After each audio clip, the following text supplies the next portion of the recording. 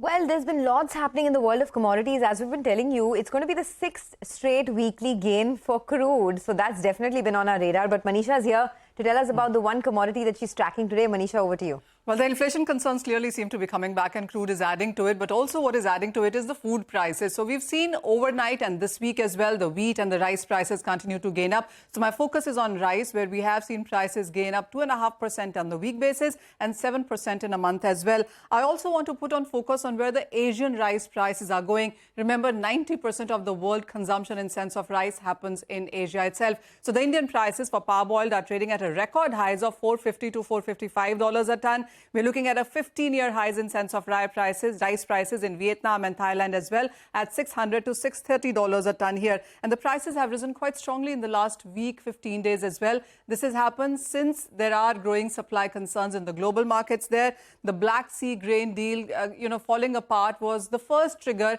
into the markets for the rice prices to continue to gain on the higher side. The global markets are trading at a 2-month highs in sense of futures there. And the support also comes in from the fact after India banned non-basmati rice exports there.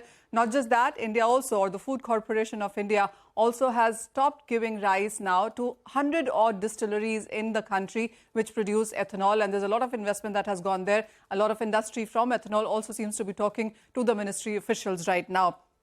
That's about India. But Thailand, which is the world's second largest exporter, also is bracing for a potential drought. And we've seen prices go to a multi-year highs onto that one. There are concerns also coming in from UAE, which says that for the next 4 months, they are putting in a temporary ban on export and re-export of rice, which is coming in from other countries. So now there are various countries jumping in, and we are looking at protectionism measures coming in from them as well.